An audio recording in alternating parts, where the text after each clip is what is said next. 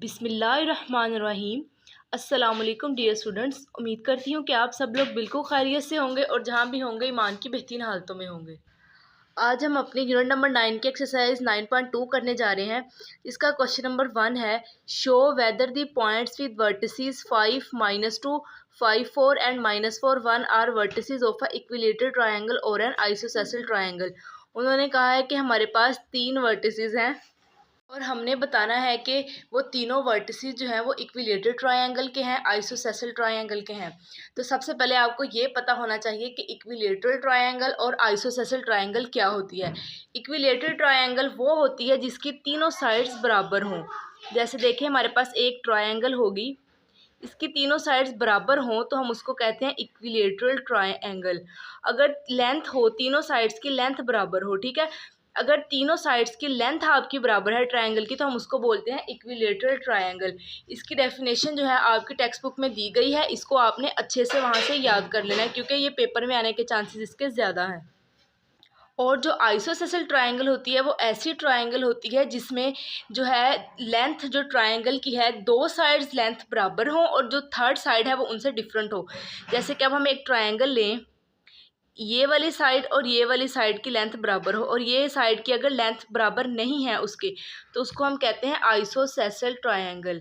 यानी कि इसकी डेफिनेशन इस तरह से होगी, if the length of two sides of a triangle are equal but the length of third side of triangle are not equal, it's mean that triangle are isosceles triangle. अब हमारे पास ये 3 साइड्स दी गई हैं triangle की। अब हम इसको एक ट्रायंगल बना लेते हैं। इसका हम नाम रखते हैं P, इसका रखते हैं जी Q एंड इसका रखते हैं R।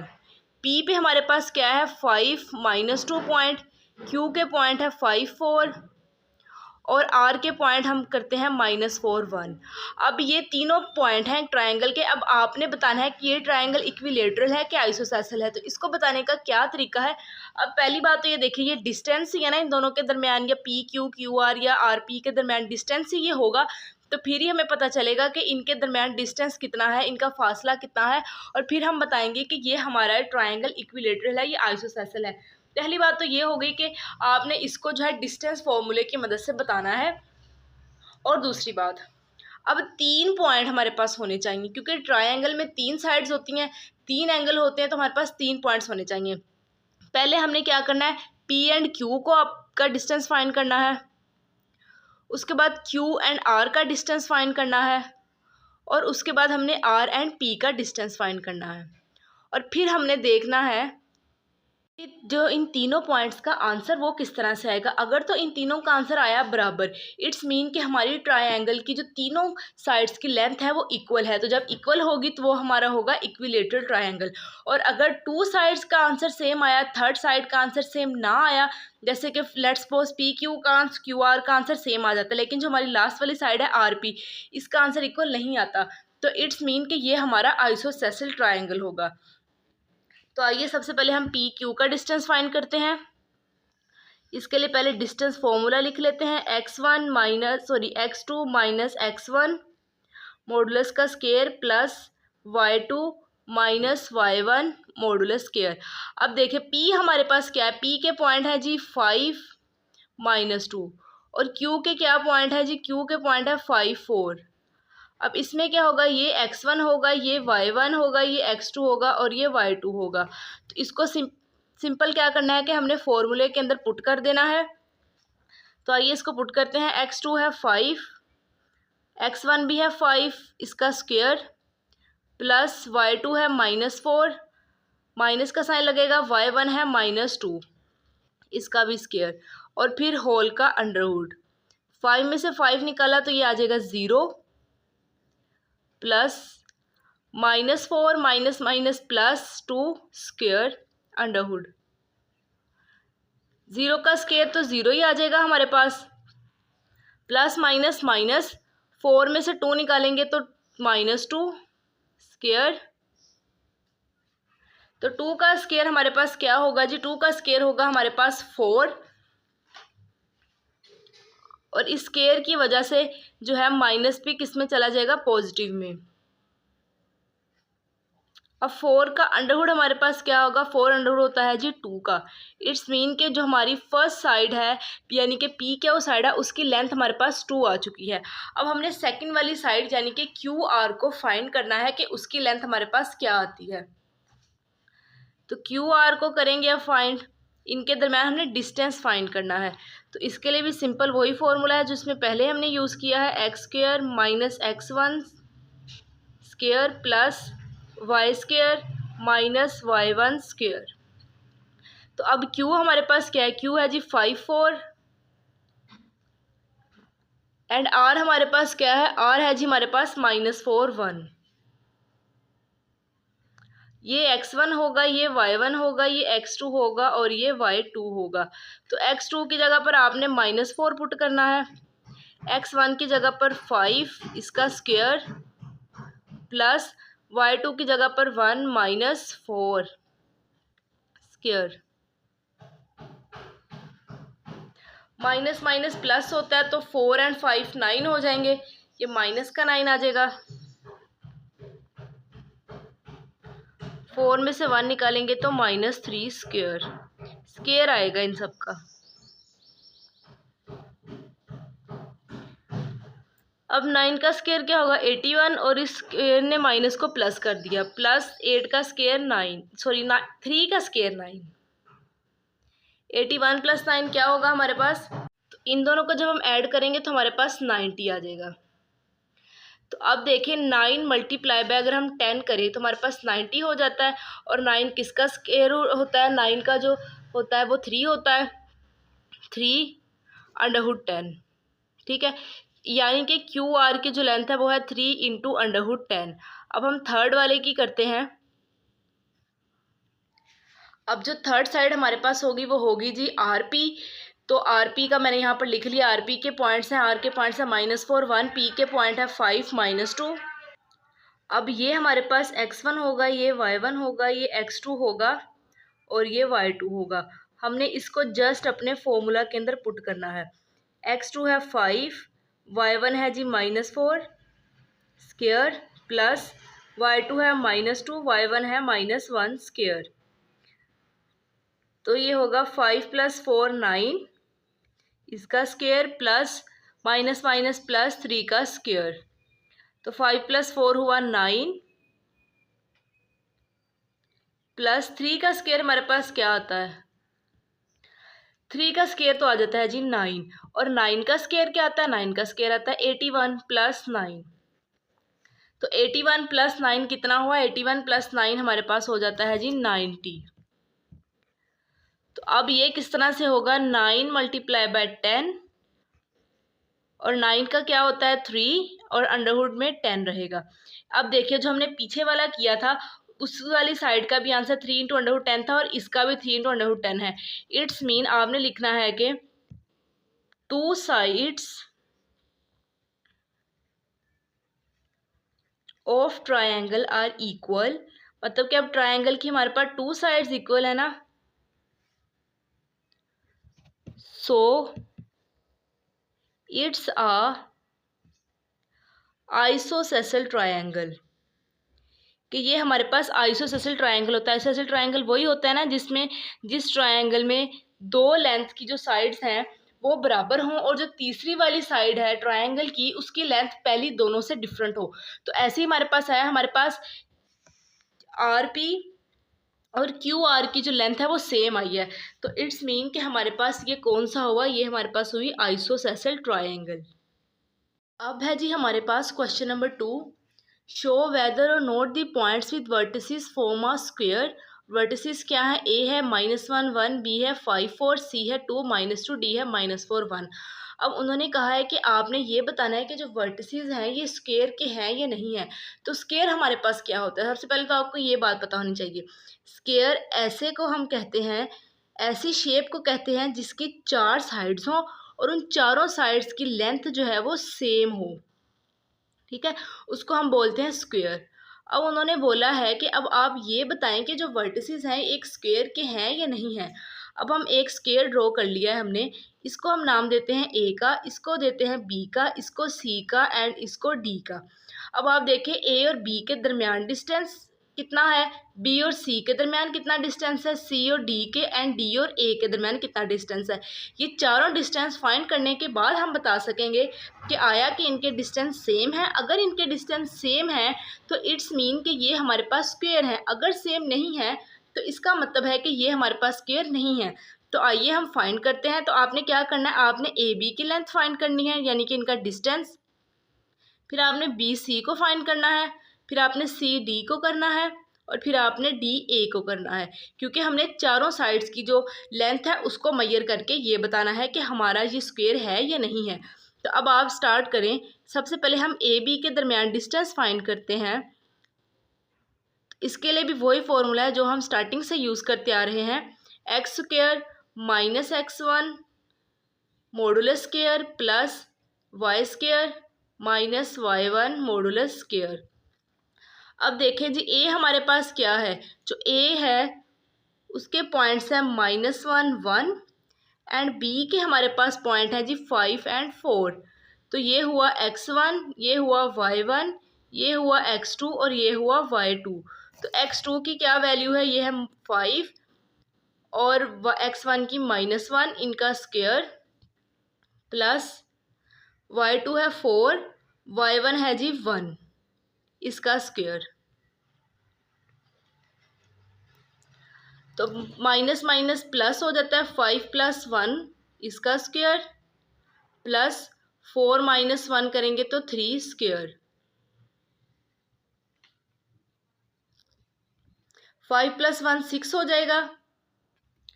5 + 1 6 हो गए थे, तो 6 का स्क्वायर क्या होगा 36 प्लस 3 का स्क्वायर 9।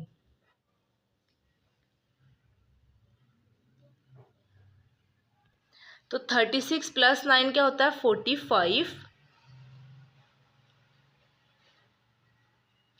अब 45 को अगर हम लिखें 9 5 तो ये 45 ही होता है, और 9 का स्क्वायर रूट क्या होगा 3 और 5 ऐसे ही आएगा। इट्स मीन कि ए बी का जो हमारे पास डिस्टेंस है वो है 3 × √5।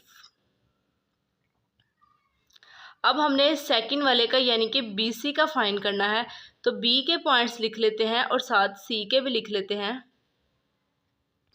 बी के हैं जी पॉइंट 5 4, सी के हैं जी 2 -2।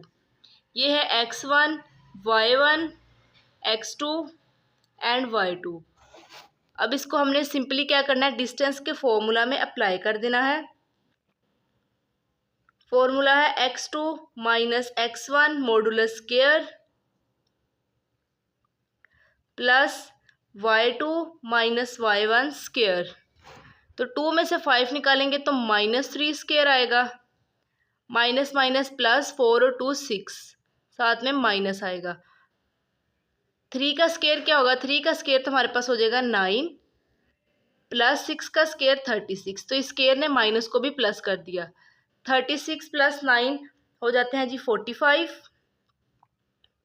और 45 को किस तरह से हमने अभी लिखा था 3 × √5। इट्स मीन के बी सी का आंसर भी यही आ गया। फिलहाल तो यही हमें लग रहा है कि ये हमारे पास जो है स्क्वायर है, लेकिन आपने ये नहीं कि 2-3 फाइंड करके तो जिसको स्क्वायर कर देना, आपने इसको पूरा एंड तक करना है। ठीक है, अब हम फाइंड करते हैं जी सी डी। तो सी का पॉइंट लिख लेते हैं। सी के पॉइंट है जी 2 -2 और डी के पॉइंट है जी हमारे पास -4 एंड 1। तो इसको भी हम अपने फॉर्मूला में पुट करते हैं। x1 y1 x2 and y2। x2 क्या है -4 minus x1 2 square plus y2 है 1 माइनस और y1 है -2 स्क्वायर, मतलब इस पूरे का स्क्वायर। तो अब देखें माइनस माइनस प्लस, ये हो जाएगा 6, 1 वैसे ही आ जाएगा, माइनस माइनस प्लस हो जाएगा, 2 + 1 हो जाएगा 3 का स्क्वायर।